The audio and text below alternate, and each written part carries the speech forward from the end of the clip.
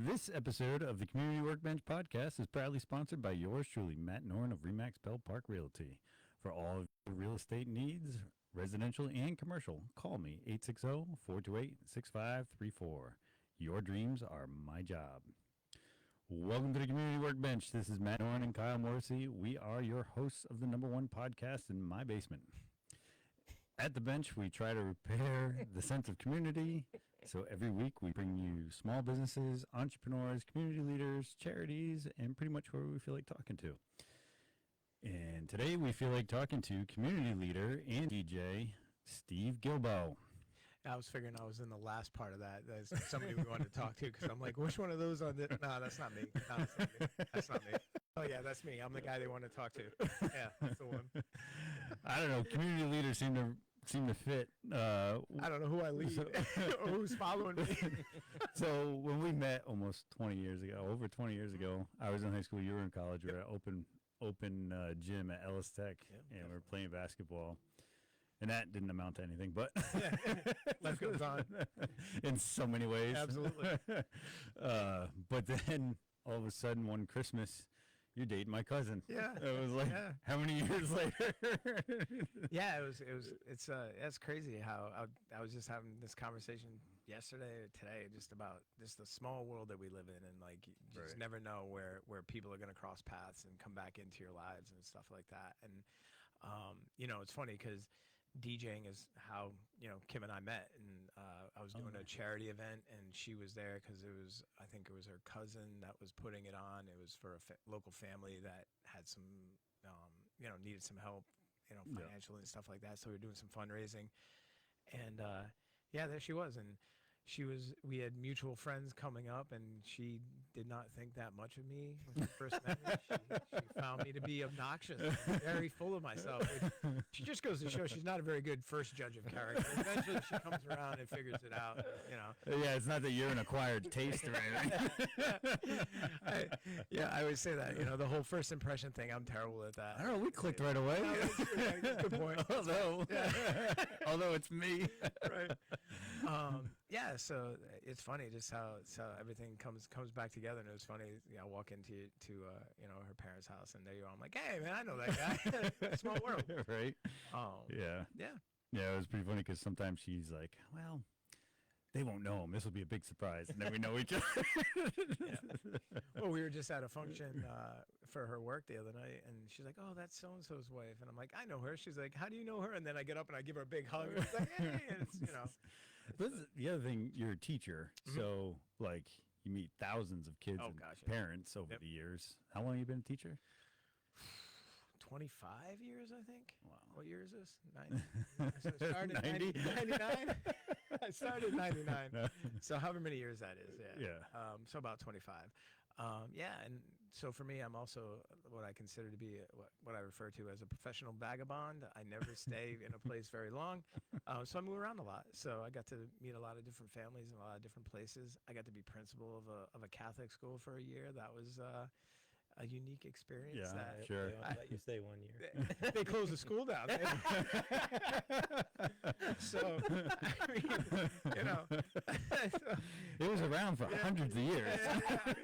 This is like one of the original. 1 year with Steve. That's all it took.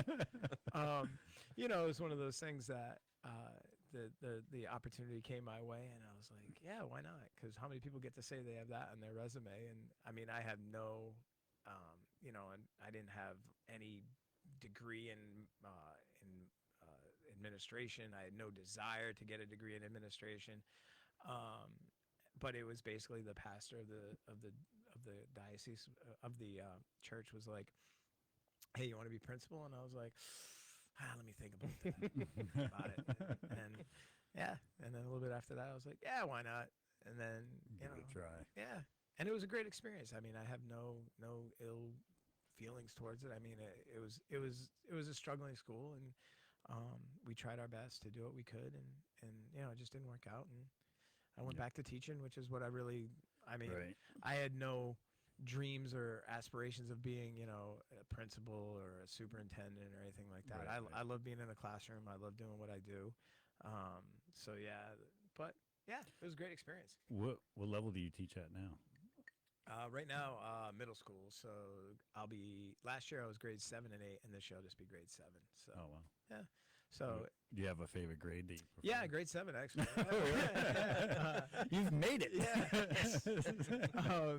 No, it's funny because I always tell people that teach middle school we're a very special breed. Because it's just such a cool age. I mean, I worked with little kids. Like I taught when I first started teaching, I was doing 4th grade, and they're cool and stuff like that, but they don't get a lot of my humor and that kind of stuff. So, and then I taught high school. I need a better crowd for my act. I need people to understand the humor. I don't having to explain jokes every day, every period to 4th graders that still don't understand it. It's time consuming. It's exhausting. And then I taught high school, and high school kids were cool, but it was just like by that point they kind of were who they were, and so trying to get them to try new strategies and new learning styles and that kind of stuff, they were kind of set in their ways. So middle school is like that comfortable medium for me where they're old enough to understand a lot of my humor and a lot of what I have to say, Yeah. but young enough that you can make some kind of change and help them see the ways to make good choices and go forward and stuff like that. Right. Plus, I get to DJ their dances, which is Nice. always interesting. Yeah. So let's talk about DJing. Sure. First of all, you pronounce the name. Jinx. Jinx. Jinx. So Spell it for everybody. okay, so it's DJinX, and Okay. you're gonna say, "What in the heck is that?" So when I first started back, so let's talk about how I got into DJing first. So coming up, growing up in the '80s and stuff like that, loved music, loved spending my allowance on cassettes and then spending my allowance on CDs, and so I always loved music. I was always doing stuff with music. Unfortunately, I can't sing. I can't play an instrument, so that was kind of out. I can press play. I can press play. That's right, push play. So then, like probably right around, like I'd messed around with I was always making mixtapes for friends and mix CDs for friends and all that kind of stuff. Oh, you were the lead pirate around. I was that guy. Yeah, I was Napster before Napster, man. I'm pre-Napster. I was a Napster before Napster. I just took naps. Yeah. I was a napper. Yeah, I just put the music on. But yeah, so right around summer of 2001, I found a catalog and bought it was called a DJ's backup kit, and so I bought that, and then messed around with that for a little while, and then So this kit, was it like speakers and stuff? it was it was well, not what I consider old school, but it was old school. I mean, it was a box that had the mixer, the CDs, and the amp all in one thing, and the thing must have weighed 100 pounds. So you lug in that, and then you lug in thousands upon thousands of CDs because That was the way it was. yeah, that was all. Yeah. That's all we had. It was like DJs Before MP3. Yeah, before MP3. Before Google. Yep, before any of that. Before. I mean, that was probably right around. That was probably just around the time maybe Napster and stuff like that was just maybe getting started in file sharing and stuff like that. Because it was that even predated the iPod. So the iPod hadn't even started yet. Hadn't even come out yet. Yeah. So we're lugging CDs and stacks of CDs, and no matter how much you had, you never had enough. And there was always somebody that was like, "What do you mean you don't have Engelbert Humperdinck's greatest hits? That's my jam," or something random like that. Nothing against anybody that likes Engelbert Humperdinck. I'm not trying to. That's a real thing? Engelbert Humperdinck, yeah, real guy, real musician, real singer. And then it was weird. Like 9/11 happened, and the world changed, and so everybody. There's this insurgence of pride in our country and wanting to reach out and do whatever you could to help out. And again, I can't sing, I can't play an instrument, but I can push play. So the first gig, the first real job I ever did was a benefit dance for the Red Cross for 9/11, and it was pretty cool. Like the school I was working at the time, we did this nice thing, and we sent a check for $500-600, which wasn't a lot, wasn't obviously a lot of money, but everybody felt like They contributed. They contributed and that we were doing something. And then it just kind of took off from there. I think it all started. I was at a school dance, and it was this DJ that was I was like, how much are we paying this guy? And they told me, I was like, man, I'm going to do it for half of that. And so I just undercut this guy. Apologies if he's out there right now. And I caused him to lose business. And then, yeah, it just kind of blew up from there. Like, you know, then you get like a wedding. You get your first wedding, which was an interesting, it was at the Moosehead. That was the first wedding I ever did. It was another guy called out. Yeah, it's now, it's actually a casket on Route 6. That's where you can get your casket. Because it was the Moosehead, then it was Kawasaki, and now I think it's the casket. Oh, they're actually gone. Okay, Oh, the casket place is gone too? Oh, Yeah, it's something there else. goes my plans. It's weird. You'd think people were dying to get in. Man, if you can't sell caskets, man, this is a sign of the times right there. That's bad. So, yeah, so I did that, and it was a job that was sublet to me. Another DJ called me up. He's like, hey, I got this job. I can't do it. And I was like, all right. So I took the job. And so I show up at like 1 o'clock, and literally I'm set up, and the moose is literally over my head where I could reach up and touch his nostrils. Which you did repeatedly. Which I did repeatedly. Yeah, I know. 9 hours later, I was like, all right, y'all, it's been good. Everybody have a good night. I'm like, because again, now we're using CDs, so I basically played everything I think I had. I was like, what do you mean? I'm like, guys, it's 9 hours. I'm like, it's 10 o'clock, man. I gotta go. I gotta get some sleep. Like, so yeah. So then you start realizing that's why DJs have contracts and like, you know, set hours and Right. probably why that guy sublet that job to me. Yeah, right. And then yeah, like my best friend started working with me, and we started just getting more jobs, and we were doing a lot of benefits, a lot of charity work and stuff like that. And it was cool because at the time, it wasn't really about not that it's, I don't want to say it's not about the money, but I mean, we weren't like charging like crazy amounts of money that other people were getting paid. So, yeah, we did all right. Yeah, one reason why I put you in the community leader, category, when I met you again as an adult, I was like, this guy volunteers for everything. It's like, he's at Camp Q, he's at, Special Olympics, he's, constantly putting on or donating his DJ services. This is just like one thing after another. I'm like, man, this guy's an inspiration. I don't know about that. I mean, I figure I like to do what I like to do. I believe very strongly in helping other people. It was funny, like I started at Camp Quinnebog in 1997 as a group leader, and then the next year I was a one-to-one. And then in the summer of 99, I became the waterfront director and lifeguard.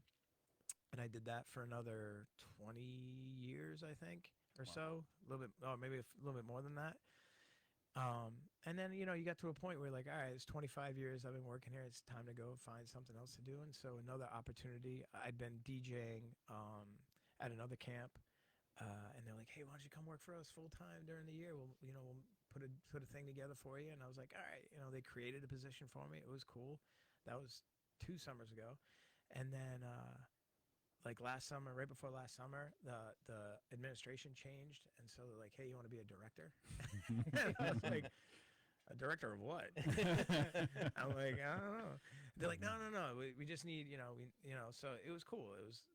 My job really didn't change a lot. And so when I went back this year, I refer to myself, I'm the director of chaos, so I have the opportunity to do things with, because my schedule is a little bit less structured than other directors there, that, I'm able to do things that need to be done in the moment, whether it be driving kayaking or fill the water or build a bed, or I learned how to build a bed. I was very impressed with myself. The years I've known you weren't too handy. I'm still not. I think the first bed I built got condemned by the Better Housing Authority. But it's gotten better over there. I've gotten better with that. Dylan actually helped me. He was there, unfortunately, for we had a bed. It was like, we had different railings, we had different screws, we had different drills, we had different head. It was just an absolute. It was the last build. It was the last bed we had to build, and it was just. It was all the spare parts. Yeah, basically, it was whatever was like. It was like whatever was left, like on the when you used to play with Play-Doh and it was time to put it away, and you just picked up all the Play-Doh and all the colors got meshed together. It was kind of like that. Yeah. It's funny. So yeah, did the DJ thing. So when my friends started working with me, I'm like, all right, we need a name. And so we were big, and yeah, whatever people think about this, we were big wrestling fans at the time. And so I'm like, and so we were big DJinX fans. And so we loved DX and all those guys. So I'm like, yo, what if we took it and spelled it DJ-Generation X? And so we took the D-Generation X logo and we tweaked it and we made it, made it your own. Made it our own. Yeah. And we did that for a while. And then, DJing is a funny thing. Like it's dealing with people. Like I was just having a conversation at work today. Like anybody could really be a DJ. All you need is a laptop, some good speakers, a mic, maybe some lights. But it's not musical. It's psychological. So you have to know how to work with people. You need Right. to deal with people and how to make them happy and so they can hear what they want to hear. And so my friends was like, at one point, he's like, all right, I can't do this. It's just a lot. And so I'm like, all right. So I went back on my own. And then I was teaching 6th grade, and I was reading a book. And in the book, they talked about this character who is an evil genie. And an evil genie is known as a djinn, but it's spelled D-J-I-N. I'm like, yo. I'm like, what a great name for a DJ. And so then it became Jinn. And then I was like, and then I added the X.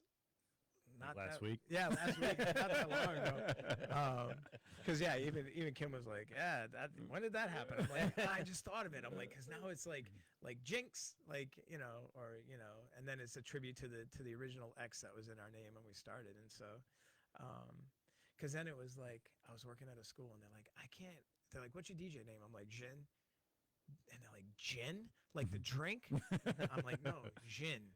They're like, yeah, gin, like the drink. I can't say that we have a DJ that's gin. I'm like, no, it's gin. And then, yeah, we were just talking different languages. So I was like, all right, I got to do something to make it so that doesn't sound like it's gin. But, even back in the day, people were like, you're a degenerate? I can't hire somebody. And I'm like, well, because originally we were like, yo, we'll call ourselves degenerates because if we do a bad job, it's your fault. You hired a couple degenerates. Who do you got to blame? Not us. It's right there in the name. Yeah, it must sell for weddings so well. Yeah. So I mean, weddings are a trip. We got a couple weddings coming up this fall and stuff like that. So I mean, business is good. I mean, I think, you kind of talked about like all the stuff that I do and a big part of what I need in my life and what the one of the pieces that Kim really feels is that she helps me monitor like how much I really do because especially like right after probably the summer of 21, so it was a summer right after COVID. I was working like almost every weekend, and some weekends it was two gigs in a weekend because everybody wanted to do weddings, makeup weddings, and makeup events, parties, anniversaries, all that everything kind of that got canceled. Yep. And so it was a long summer, and then for whatever reason, she likes spending time with me. So I haven't figured it out either. I haven't quite figured that out yet. What the desire is to actually hang out with me, but she likes it, and so that's what I kind of have to monitor what I do. Yeah, you definitely have to regulate what you do, especially and not like big promoter. Definitely volunteer if you can, when you can, that kind of thing. But like. There are definitely things that you'll volunteer for, and then you're doing it maybe with one or two other people forever. Oh, and yeah. It's like every volunteer like needs an apprentice too. Yep. You know what I mean? So they can have days off, so they can someday hand the reins down because it's a lot of work. You get burnt out if you. Well, I mean, doing like the same thing. Yeah, like the friends of Camp Guilbault, where I'm the president. We're a board of I think 6. I mean, we're a small group. And we do. I love the board, and they're a phenomenal group of people, and it's nice because each person brings a different piece to the puzzle, so that everybody plays their part. So it's a well assembled group. But yeah, that's like exactly what you said. Like after a while, you kind of like, oh my gosh, it's another thing, and you need someone to kind of step up and help out. Yeah, and sometimes you just have to set your limits and is what it is kind of thing. Yeah, because everybody needs to kind of stay balanced in a way. You know what I mean? Oh, absolutely. I mean, I think I've always, coming up in grammar school and middle school and high school and stuff like that. Like I wasn't a jock. I was Really? Yeah, no. I So when I graduated, You're a jock now. Listen, no, it's funny because like when I graduated high school, I was 5'6". I was, I think, like 220 pounds. So I was When you graduated. when I graduated. So I was Okay. 18 years old. I was a short, fat white kid, and so there wasn't a whole lot of athleticism there. Luckily for me, I hit my growth spurt. I think final growth spurt was like summer after freshman year of college or something like that. But You're over 6 feet now. Aren't yeah, I'm you? about 6 feet. Yeah. Oh, okay. 6'1" with the spikes with the hair. They add a couple inches on there. But so it was funny. Like I was a theater geek. Like I did a lot of plays, did a lot of musicals and stuff like that. Couldn't sing, but because I could act, I got the starring. I got the lead role in some musicals, and it's pretty terrible to go back. Thank God we don't have VHS players anymore because I don't have to go back and watch it because it was pretty bad. Good for you, because I don't know which one I'm worse at. Singing or remembering lines or trying to read from a script even. Yeah. Yeah, we know. So it was like, I went through college and stuff like that. And then when I started teaching and so I really felt like, I always volunteered. I started volunteering in Special Olympics when I was in 7th grade. And Wow. so I was always a part of that. But I always felt like there wasn't really anything I had to offer the world. You know what I mean? Like there wasn't anything I had to give that people wanted. I'm sure I had a lot to give, but like I didn't feel like there was a lot I had to offer people. And then when I started DJing, and suddenly you had this skill set, and people wanted you around, and people wanted to have you at events and stuff like that. And they find you fun to be around, and they enjoy your company and stuff like that. It was, like Kim says, you'll never say no. That's why I need someone to remind me. She's here to say no. I need someone to remind me that you're working you're already working 2 weekends this month. Let's kind of think about this and stuff like that. Yeah. But yeah, it's. But I can get it, like where if you really felt like that, the personal growth you've gained through DJing, it's kind of like tough to stop. Oh, absolutely. It becomes such a passion, and both the skill set and the growth that you go through. I love the crowd. I don't know what other DJs necessarily do, but I'll get out there and rock the mic on the floor, and there's about 4 songs that I can sing that I kind of burn through. Yeah, I've seen it. Yeah, there's not much to talk about, but people enjoy it. And I think especially with kids, like they love it because so at camp when we do the dances, like the big dance song is "Don't Stop Believing." And so, and I'll get out there and I'll hold the mic, and kids will be singing into the mic. And nice. I think that's just really, for them, that's really cool because most kids don't get, you get the mic time. Yeah, get mic time. So it's fun. That part's fun. And the crowd is, when the crowd is good and the crowd's vibing, it's a lot of fun. There are jobs that are a little bit less. I've done some, weddings, anniversaries, and I've even DJ'd funerals, and that's a whole nother kind of thing, That's a whole different kind of mentality that you have to do. And people are like, "You DJ a funeral?" And I was like, "Yep," and wow, yeah. I think you DJ'd my grandfather's funeral. Yep. Yeah, I remember. No, it was good. It's background music, and music always coincides with the feelings too, and it's.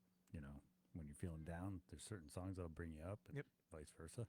Well, I say it all the time. Like I said, from an early age. I can remember like going through my parents' vinyl, and back then it was like Chicago and Air Supply, Neil Diamond. That's what they were listening to. And so, even today, like America by Neil Diamond is still one of my favorite songs. Like I love that. I love that track. But then coming up, like you think about.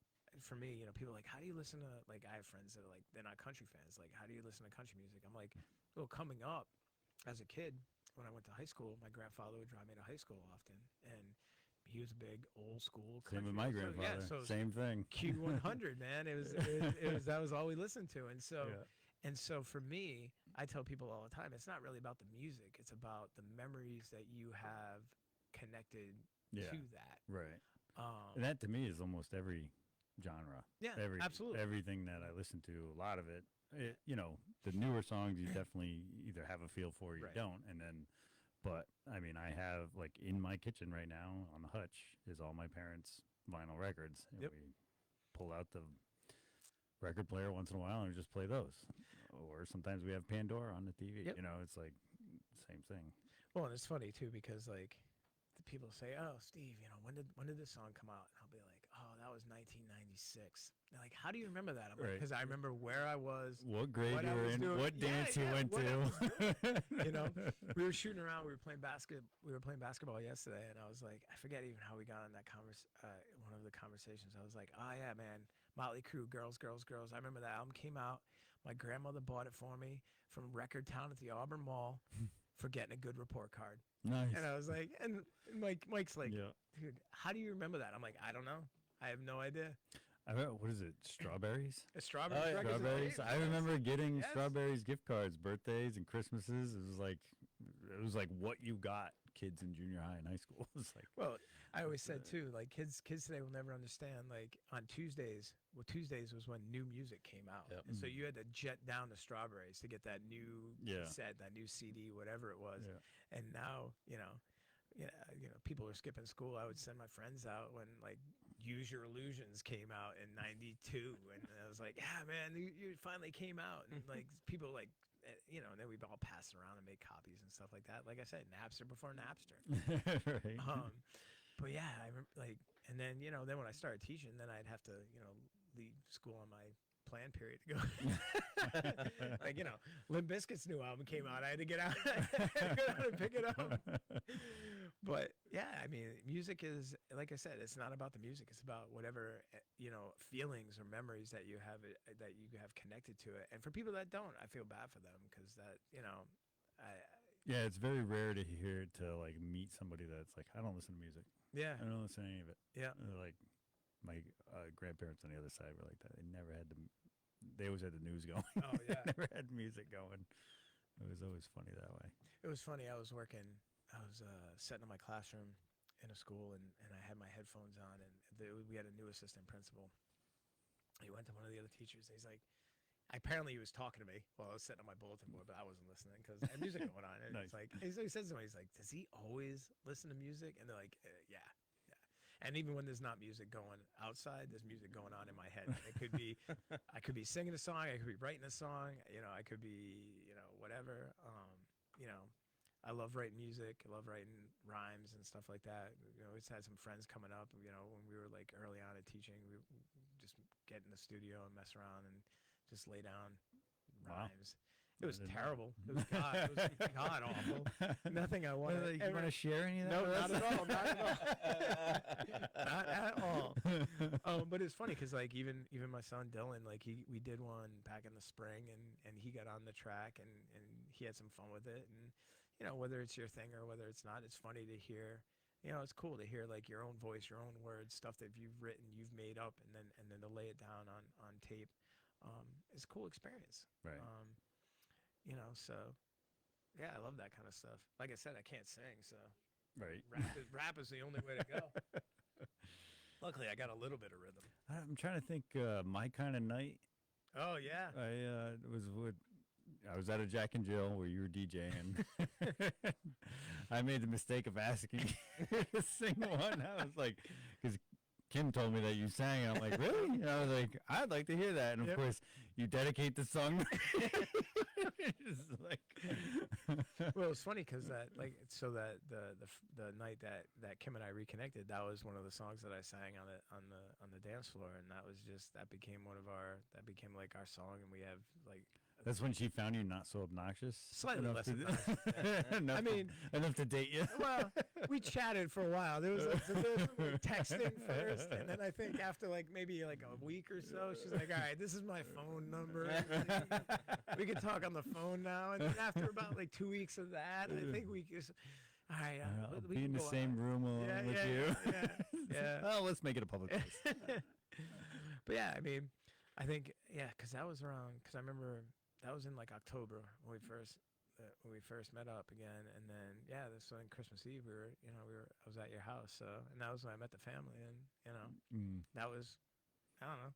I love family, so Yeah, it was fun. yeah, That's always uh, Thanksgiving, Christmas, favorite time of year. absolutely. We all just get together. It doesn't matter the gifts or anything. Nah, Just no, all no. hanging out like that. Yep. Yeah, at a family member's house, just grouped together. I love that. Yep. Yep. It's almost like I like just talking to people, so I create these situations where we talk to people. Oh, yeah, absolutely, absolutely. Well, I say it all the time. Like I love conversation. You know what I mean? And whatever you're talking about and whoever you're talking with, it's like I love learning new things from different people. Like the camp I work at now, the staff from all over the world, Argentina, Scotland, the UK, and stuff like that. That's awesome. And it was cool when we had the 4th of July. I was talking to this young lady from the UK, and she's like, "So 4th of July." She's like, "Explain that to me." Like, what do you, I'm like, From the UK. yeah, she's from Great Britain. And so she's like, so I don't. She's like, they don't. This is going to be a little embarrassing, but So it's basically, yeah. And so it was funny because and I was talking to other people after about it, and I was like, wow, because you think about it. I mean, how many times in our educational careers do we study the American Revolution? At least 3. yeah, I think it's like early middle school, late middle school, and then in high school, when you take U.S. history. yeah, you always have like a unit of it Yeah. every. But elsewhere in the world, it's like a spot on the map. It is like, oh, yeah, the U.S. became a country at this date, and that was it. And so I was like, oh, you don't study that? Like as part of like how we basically, it was. Even world history, but that would be that would be history of their country too. Yeah, but it Yeah, but the history's always written by the side that won. right. Is basically Yeah, how so it goes, basically and they just kind of, like, I don't know.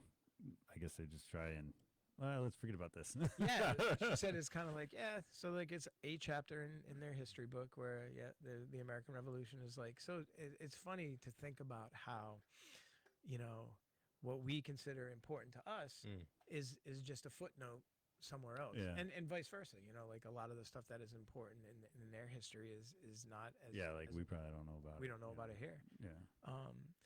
So I love meeting people from all over the world and getting to know them and Yeah, and seeing their perspective Yeah, absolutely. is always wild. So, let's talk about the turkey dip for Camp Q. You've been jumping into cold water every Thanksgiving morning for quite a while now. Yeah, I right? started I think back in 2000 maybe, and that was back when turkey dip was aquatic and it was for MDA, and so I did that for I don't even know 18 years or whatever it was, and then when MDA was looking to change, they were looking to give away the turkey dip basically, and the last year was aquatic was the first year that it was we shared it. MDA split the proceeds with Camp Quinnebog. And then we took it over, I think the year after that, and then we moved it to the Oregon Res where Camp Q is, which is tough because, like anytime you transition from one location that had been there for over 2 decades to, Right. to a new location, people don't like change, and people, but it's been phenomenal. I mean, we've built up our own, fan base now, and the people that are there every year, and you can always count on them. And Gary O from Winnie Radio is Yeah. phenomenal. Yeah, he's he's always awesome. there, and he does amazing work to help us out, and we're so appreciative of all his support and stuff like that. Yeah. So yeah. And what do people have to do to sign up for that this year? So basically, they can go to the Camp Q website. I believe the forms are on the website. We dip at 8 a.m. and you come in and you C and Kim and Sharon will be in the lodge where it's nice and warm, and we'll be outside. I'll be playing music, and Gary will be doing his thing, and then we all run in the water at 8 a.m. and then try to get feeling back in our toes before we go eat some good turkey dinner wherever we go. Yeah. Well, I've been studying a little bit. Polar plunge is actually very healthy for you, and a lot of people have been doing it every morning. So we have those ice baths now. I see that. Yeah. I see those advertised all the time online. I was like, oh man, it's like swimming at Camp Q on Thanksgiving every day. Yeah, maybe it'll spark some health craze. Yeah. Yeah. I mean, and like I said, Camp Q's been a part of my life for over half of my life. And the people that I've come up with over the years, they're still family. We get together once every couple months for dinner, family dinner and stuff like that. And it's cool Nice. because, you know, I think, you know, doing a job, working at a camp like that, or working at any summer camp where, you know, you're responsible for the enjoyment and the planning and safety of children. It kind of binds you in a very Oh, yeah. in a very special way that, Yeah. you know, there's no, you know, it makes you family. Yeah. And you know, I was saying today, I can't believe, you know, we have 3 days left, Oh. or 4 days left of camp, and then the summer is over, and Yeah. everybody goes back to whatever their real world is, and wherever they, you know, wherever they came from, and whatever they're gonna do next. And it's like, see you in 10 months. And it's Yeah. crazy. Yeah, my kids go to another camp here locally, and this is their last week as well. Yeah. So, yeah, it's wild. So, and my son's not going to finish the week because he's going whitewater rafting with Boy Scouts. So Oh, nice. he his last day is actually Wednesday, Yeah. and then I was telling him like, hey, this is your last week, you know, last couple of days. So, you know, make the best of it, you know, that Yeah. kind of thing. And then when he gets back next week, he'll be bored with me while I'm working. Yeah, it's crazy. Or I'll send him to Kyle's house. They- You can Well, I be used to bored s- there. I used to tell people. I used to tell people when I would go through my waterfront in service that if you do this right, the summer will fly by. You know, and Oh, and it yeah. usually I would does. imagine. And we laugh about it now because, like, we think back to stuff we were doing, you know, at the end of June when we were getting camp ready, and it's like, oh my gosh, that seems like a lifetime ago. That seems yeah. forever ago. Like, time passes, and even another staff member was saying to me Friday, you know, wow, it just passes in such a weird way. It's weird too because like when I was a kid and I went to soccer camps, I did at least one overnighter, and then last August I did the Boy Scout camp with my son for Cub Scouts. Then he was in the troop this year, so we were at the different week Yeah. in July. So there wasn't a full year in between, but it was like every part of the day you have something to do. Yep. So, and I was getting training as a leader, and he was getting training as a scout. Right. So, like we didn't even see each other much, and it's just wild when you have those days where they have a polar plunge Yep. every morning. Get up, go to the lake, Yep. dive in. I didn't do it this year, but he did, Yeah, that's and awesome. and it was much easier this year. Last year it was cold every morning. This year it was like you kind of wanted to jump in, get refreshed. Yeah. Yeah. So it's warm enough. But it's wild when you have those days where like there's so much done, you know what I mean? So you do so much throughout the day from sun up to sundown, and Yep. then like you turn around, you're like, wow, that feels like more than just a week Yep. that you just went through. Definitely. But also, it took like 10 minutes, you know, right? Yeah. Because it felt like it went by so fast. Well, and that's like I was thinking, like, Fun. did summer go by this quickly when we were kids? Like, did it? Or because I don't remember. I mean, I always remember like, oh man, you know, the back to school pencils were Right, out at the yeah. store, and back to school The end of clothes. July. Yeah. And I'm like, but I don't remember it being this fast, like summer passing this fast, Yeah. you know. And it's weird because like, so the camp that I work at is at a local high school, and it was a high school that I went to, and I said it was funny, you know, when I graduated in 19 whatever year it was, in the 1900s. I tell the kids, Yeah, the kids always say, you're from the 1900s. I'm like, graduated in the thanks. 1900s. Perfect. I said, you know, when I walked away, I was like, I can't wait to get out of here. I'm never coming back. I never want to be a part of this again. You know, like, because I just, you know, and now I'm more involved there. I think I attend more now than I did when I was a student. Yeah, it's just funny how life changes you, and how you look at things differently. You know, and I love it. Now, you know, my son goes there, and I think he likes it there. I don't know. Yeah. Yeah. Yeah, I remember saying at like my high school 20th reunion, like, did the last 20 years go by faster than the 4 years we were in high school? I'm like, I seriously, think right? it did. Yep. It's wild Yep. now. Yeah, it was so this past year was my 30th, and it was like, wow, that's crazy Yeah. that it's been that long since we graduated, Right. you know, and now, you know, my son is where I was, you know, 32 years ago, you know, and I don't know, it's a trip, Yeah. you know, it's crazy to think about, you know, and you know, I get to work there and DJ their dances, and I don't know what it's like being what people call me as DJ Steve. I'm not really, so I don't refer to Not myself as Jin. No, it's funny. And even Kim was saying that. She's like, you don't even call yourself Jin. She goes, that's just what you call yourself as your business. And she's like, everybody calls you DJ Steve. I'm like, yeah, I refuse to call myself DJ Steve. I go by So It even sounds a lot like Scuba Steve. well, it's funny. It's like even at camp, all the campers, they don't call me Steve. I think they think my full name is DJ Steve. Like one word. Like one word.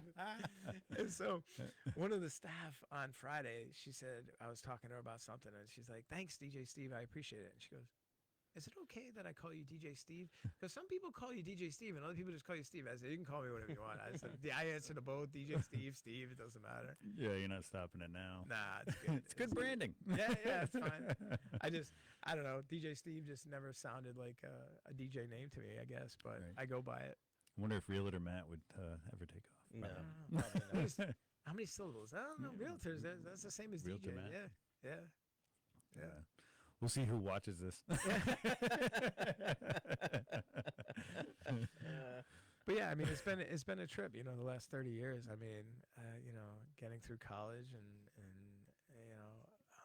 like I said, I was 23 when I started there, 24 or something like that when I started DJing. So it's crazy to think about like where the last 24 years haven't been doing this and how everything has changed. And it's different now. Like I think about like when we were kids and you got your music from either the radio or MTV. Yeah. And now The new stuff. and now like the hardest like dances where there's like people my age and adults, it's relatively easy because They want to hear the hits. they want to hear the good the stuff, right? They want to hear the classics. classic. I don't know if we should say classic yet.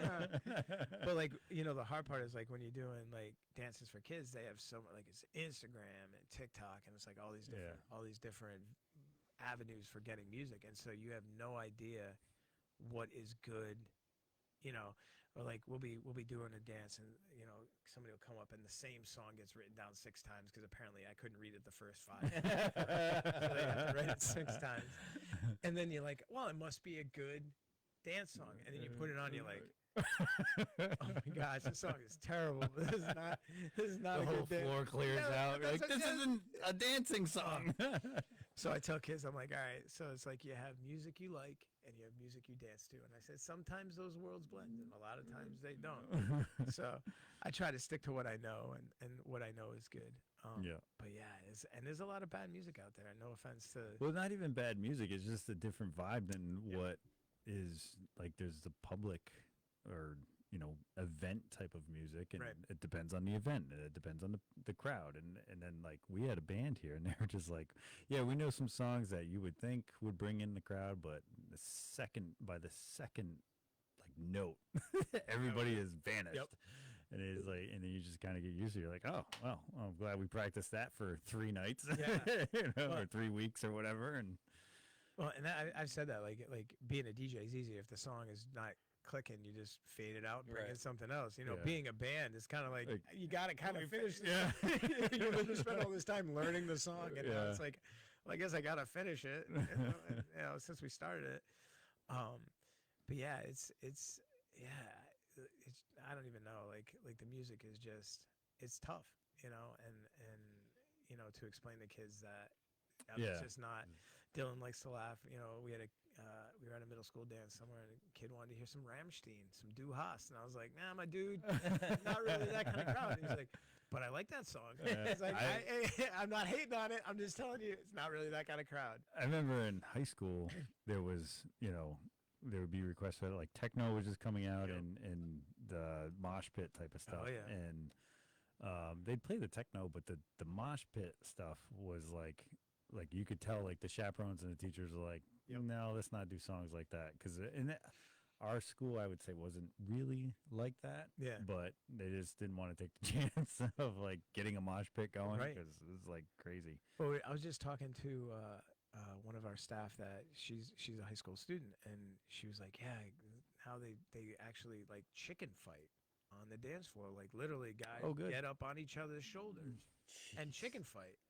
And I was like, and I've seen it firsthand at different schools. And like, I literally got to get on the mic and be like, listen, guys, you want to do that at home, man, you have at it. Your parents' living room. It's too much paperwork doing it here, guys. I'm like, somebody gets hurt, it's just gonna ruin this event. And oh my gosh, yeah, it's crazy. So like, you definitely still see, like, like I know we blame a lot on COVID and on the pandemic, and that is a big piece of it too. But I think, there's other stuff that was leading up to it, like technology. Now, we talk about, like, you were saying earlier about face-to-face conversation and talking like this. For a lot of kids, they don't talk like that. Right, they don't. They haven't been exposed to it Right. nearly as much as we were when we were kids. That was like the only way to talk to people. Right. Like the phone was over there on the wall. We didn't. Yeah. Well, we were talking about like getting like driver's license. Like for a lot of kids now, they don't do. A lot of kids aren't as into getting a driver's license, and so my friends and I were talking about, like, why would that be? And I was like, well, if you don't need to go somewhere to even, you can see your friend on a screen if you want to FaceTime them or whatever. Right.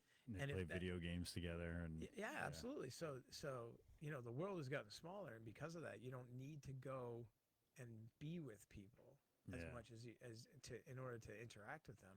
I mean, it's different for me, and that's very different. Not for me. No, definitely agreed. Like, I think, it's made things more convenient and stuff like that. But yeah, I mean, even like we were talking yesterday, even going to the store, you just order it on Amazon. Yeah. You just everything gets delivered. We're trying to stop that here at the bench. Well, right. Get out there and buy it from your neighbor. Well, right, and it's like, I mean, and it's convenient, so it's hard. I mean, online shopping, especially during the pandemic, and if you wanted anything and you didn't want to leave your house, man, Amazon or whoever would deliver right to your house. And now everybody else, you can have Walmart deliver to your house, and Stop and Shop, and all these other brands that will deliver right to your house, so you don't even have to leave your house. Yeah. And that's not my style. Right. I enjoy, going to the store, and sometimes I'll go in costume just because. Oh, that's right. Let's talk about the costume collection you have. So I think at last count we had like 80 costumes. 80 costumes. So just enough. So when Kim and I, oh my gosh, trying to buy a house. So Kim and I moved in together right before the pandemic. But I need a room for my costumes. Well, you laughed. So Kim and I moved in together right before the pandemic, and then she had sold her house, and I was going to sell my house, and then the pandemic hit, and everything went, as everybody knows, went south. And so trying to find a house, even after the pandemic, even during the pandemic, you're wearing a mask, you're going to look at this house, and blah, blah, blah.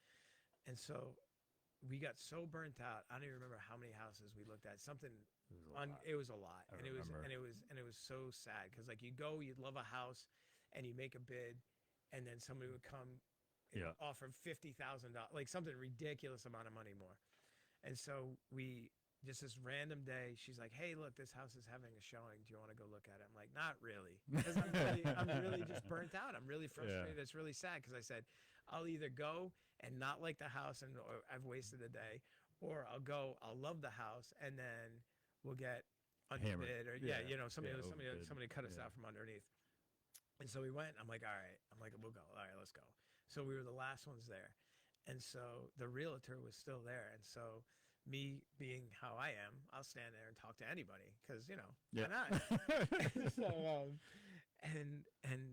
So we the best part about it is, in the basement there was a walk-in like alcove closet. I'm like, man, that's perfect for my costume. Like, we got to get this house. This is it. And so luckily we made the bid, and the realtor really liked us, and they really appreciated our story and stuff like that. And so kind of convinced the seller to sell to us. And so now my 80 something costumes are down there. And but you work at a camp for 25 years, and now I calculated today officially is my 28th year working at a summer camp. Wow. Because 8 years ago, and I only know this because it came up on social media.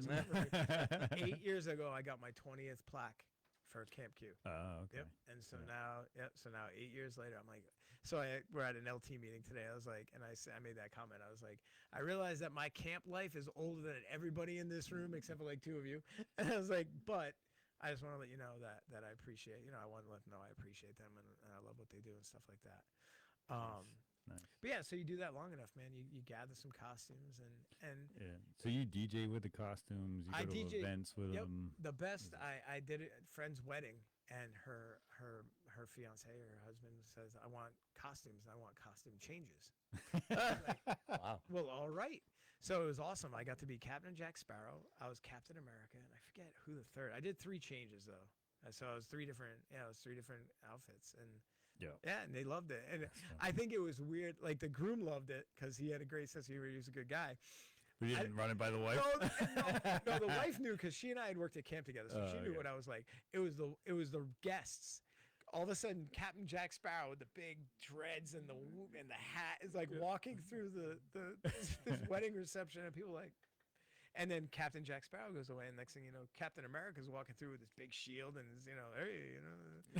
So, but it's cool. And again, like it's what I love. What I love about that is it's another way to kind of give back and stuff like that. Like we had an opportunity a couple Christmases ago. Somebody had posted something on Facebook that they were looking for someone to play. Their daughter was a huge fan of the Grinch, and so she's like, anybody have a Grinch costume that they're willing to come out and play the Grinch? And so Kim sent it to me, and I was like, absolutely, whatever needs to be done, we'll make it happen. Mhm. And so, you can only be with me so long before you start collecting costumes too. So, yeah. So Kim dressed up as the elf. That's right, Tinsel the elf. That's right, Tinsel the elf. And so she went as Tinsel, and her mom and stepdad drove us to the thing, and because you can't drive in the Grinch costume, and she can't drive as Tinsel. But it was so cool. You walk in this room, and nobody knows who you are, and they think that they think you're the Grinch. Right. Or I've done Santa Claus and Buddy the Elf and Olaf and all these cool characters that is just, and to be a part of that is pretty awesome. Yeah. And then after you take the Grinch costume off, you go to Stop and Shop with green. With Green pants on. No, well, I had Green paint fuzzy. all over my neck because I hadn't washed it off, and I realized that when I got there that I hadn't washed off the green paint. So I walk in, and one of the women working there, she's like, "Oh, did you just?" She's like, "You have green paint all over your neck." She goes, "Did you just come from playing the Grinch?" I was like, "No." I go, "True story." I said, So you started with a lie. absolutely. And I opened with true story. And I said, when I was a kid, I was a big A-Team fan, huge Mr. T fan.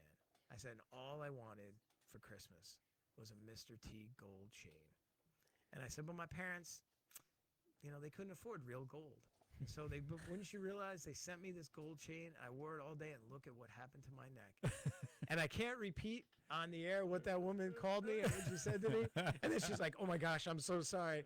And I was like, "No," I said, "that is awesome." I said, "Yes, I did just come from," and I did tell the truth after that. But it was a good lead-in. It was a good story. Right? That's funny. But yeah, I love, and there are certain costumes that people like and certain costumes that people struggle with. We were at the Woodstock Fair. I was doing, there was an organization that gives, if we volunteer, they give money. They give the money from their take on that tent to camp, but they just ask that we, volunteer. So Kim and I agreed to volunteer.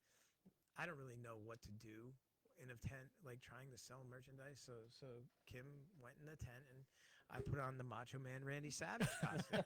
And so I'm in the Macho Man suit, and I'm out there, and I'm, ooh, yeah, doing all my thing.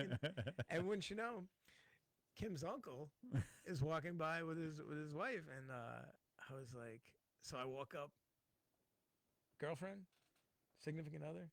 Oh, different uncle. Oh, yeah. I couldn't understand what we were confused about. I was like, this is his wife, right?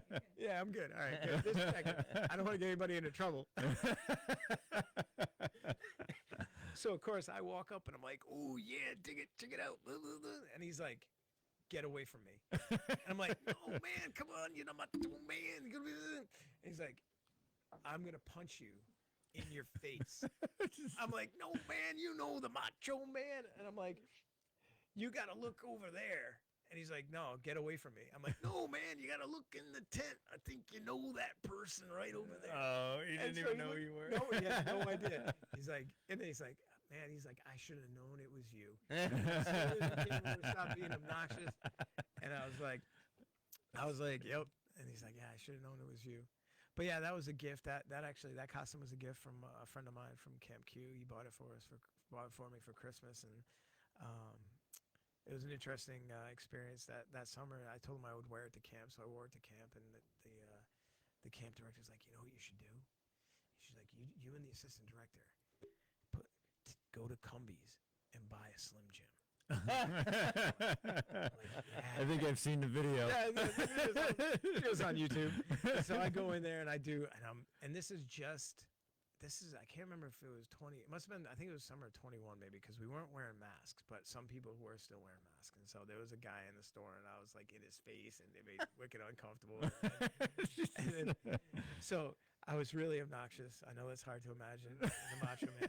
That's one of Kim's least favorite costumes. For the record, I'm going to share that. Only because of the energy it generates into you. Just the whole personality is bad. And so the funny part was, though, so the next day I go in to Cumbies to get water or something like that, and I see it's the same woman working from the day before. And so I'm like, hey, good morning. She looks up. She's like, hey, good morning. And I realized she has no idea. idea. So I'm like, all right, I'm gonna push this. So I go over and I get a Slim Jim, and I bring it over to the counter. And I was like, yeah, somebody at camp was talking about this. Are these any good? She's like, I don't know. She goes, I don't eat those. She goes, but I'll tell you what. Yesterday, some guy came in here dressed up as the Macho Man and bought one of those. I'm like, what? I'm like, what? Why would he do that? She goes, I don't know. He had some woman with him. She was filming him. I'm like, it's really sad the length that people will go to just to get a little exposure. And to this day, I don't think she has any idea. You didn't walk out and be like, you're or something. Nope. I've gone to banks in costumes before, which is a bad idea, by the way. I went to... you get tackled and put in jail? I went to... it was one of the days. So when I was at Camp Q, like special event days were always Fridays, which was always paydays. So I was always going to cash my check after I got out of camp. Well, I went in as Captain Jack Sparrow, forgetting that I was in costume. And so I'm at the thing and I'm signing my check, and all of a sudden, like, the president of the bank or the manager of the bank comes out, and they all were all kind of nervous. And she's like, and then she looked at me and she realized she recognized me. She's like, I should have known. Then she's taking pictures of me. Like, stay with me, get your picture taken with me. I'm like, all right. I think I went there as Captain Jack, and then once I went as Pennywise the Clown. And Pennywise the Clown, I would think, would turn some heads. That is a truly, that's a terrifying costume. A lot of people don't like Pennywise. But yeah, I mean, like I said, it's fun. I mean, this summer, what did we do this summer? We were Captain Jack Sparrow. I was Doc from Back to the Future. And now, like I said, you can only hang out with me so long before you start putting costumes on. So Dylan comes with me to the dances, and he's my sidekick. So so he was Marty McFly, and I was Doc. And, that's awesome. And then I saw the pictures of that. Yeah. So great. it's fun, and I think the kids get a kick out of it, and I think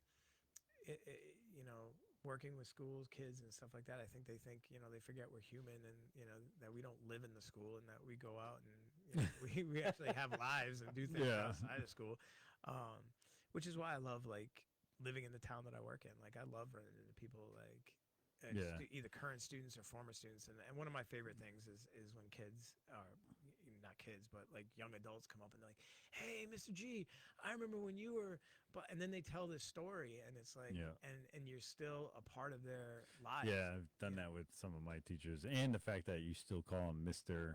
Young or Mr. whoever they are. Absolutely. Like, you can call me by my first name now. I'm like, I don't think I can. Even working in high schools and with teachers that I used to have, and I'm like, oh no, it's Mr. So and so, it's Miss So and so. It was funny, like when I first started, actually when Dylan was going to camp, one of the guys that worked there, he's like, hey, I'm so glad you're here. Do you remember when you were the principal of my school, and me and my friends got sent to your office for tipping a table, and you just were like, you were being knuckleheads. And we're like, yep. And you're like, just stop being knuckleheads. And you sent us back to the cafeteria. And the teacher that was there didn't believe that we actually went to see you. And so she came up, she dragged us all back upstairs and made us sit outside your office. And then she came in and she yelled at you. And then you're like, you called us back in and you're like, all right, I guess you guys can't go outside for recess because apparently that conversation wasn't enough of a punishment. So now I got to make you guys stay in the office for recess. Well, we can all be knuckleheads Yeah, together. we can all be knuckleheads together. Did you tell them this is why the school got shut down? That was pretty wild. But no, but again, like I don't really remember that story, but it's so funny to hear other people tell the Right, story, yeah. or things that you did that were so meaningful for kids. One of the teachers I used to work with, she retired, but she had run into one of our former students who just graduated from high school last year. And he's like, oh, hey, do you still talk to Mr. G? And she's like, yeah, I still see him, talk to him from time to time. He's like, well, tell him if you see him that I still remember to wash the lettuce. And I'm like, that is phenomenal. And you're like, what does that mean, right? So one day I was in class, and I don't even know where I come up with this stuff. I think I just make it up or steal it from somewhere else. But I was like, so I said, someday you're going to get your first job, whatever that job is. And let's say your first job is working at a fast food joint. I said, and let's say you got to wash the lettuce. I said, you need to be the best lettuce washer in the company, in the restaurant. And they're like, well, why? I said, because then after that, they'll move you up to fries. And I said, and then you get really good at making the fries. And I said, they work you up to the grill. I said, and then you get really good at the grill and they move you out front. And then you work out front for a while doing the register. And I said, then they make you assistant manager. And then you get good at that and then you become manager. And so one kid was like, so what are you saying, Mr. G? We're going to work in a fast food joint all of our lives? I said, no, what I'm saying is that if you don't get good at this, you are never going to do anything greater than that. I said, what you do today determines what you get to do tomorrow. Right. And so the fact that this young man still remembers to wash the lettuce, and it's those ridiculous things that I love the most. I was coming out of the gym one day, and this woman comes up to me. She's like, hey, you're Mr. Guilbault. I'm like, yeah. She goes, can I ask you a question? I was like, sure. Is it true that you have a 6 foot by 6 foot by 6 foot pallet of money in your basement? And I'm like, as a matter of fact, it is. And so she's like, wait, what? I was like, no. I said, one day we were talking about effort or, your potential. And I said, it's kind of like me. And you were seeing if they would rob you? Take the initiative and steal my pallet full of money. And I said, well, it's like me. I said, I got in my basement, I got this 6 foot by 6 foot by 6 foot pallet of $100 bills. And the kid's like, really? I'm like, yep. Like, well, what do you do with it? I go, nothing. Like, what do you mean? I go, well, I'll go down there and look at it. It's like, well, do you spend it? I'm like, nope. It's like, well, do you give it away? I'm like, nope. Do you invest it? Nope. They're like, so you just look at it? I'm like, yep. And they're like, that's stupid. I'm like, right. I go, it's like, so consider yourself my pallet full of money. I said, whatever potential you have, all that wealth and all that knowledge and all that ability you have, if you don't invest it and you don't do things with it, it's like my useless pallet full of money sitting in my basement. Right. Wow, that's a great analogy. Yeah. So and they remembered. Yeah, and they remember those foolish things. Apparently, this kid went home and told his mom, "There's a teacher that's got like a 6 foot by 6 foot by 6 foot pallet full of $100 bills in his basement." But it's useless. But it's useless. Well, I tell him that all the time. I go, what can you do with a dollar bill? Like, what do you mean? I'm like, well, what can you do with it? I'm like, can't eat it. I go, if you burn it, I guess it'll keep you warm for a couple seconds. I said, all you can do with it is invest. I said, money is only worth whatever stands behind it, and whatever you choose to do with it.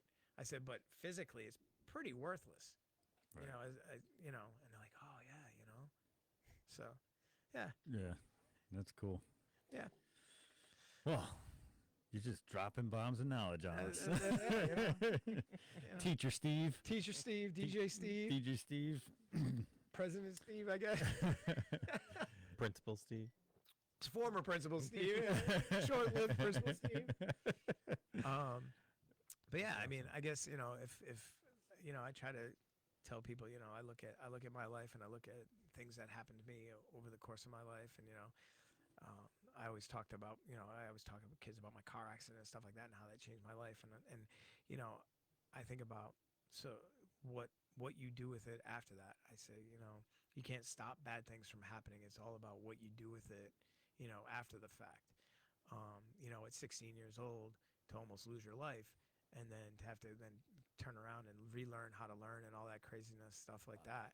And then you get to go and be a teacher, and then you get to go and be a principal, and you get to be a DJ, and you get to be a lifeguard, and you get to visit with people. You get to be on a radio show. You get to be on Radio? Yeah, podcast. How dare you? Not this radio. I was talking about another radio show that I was on earlier today. Maybe a radio syndicate would pick us up and license us. There you go. That'd be okay.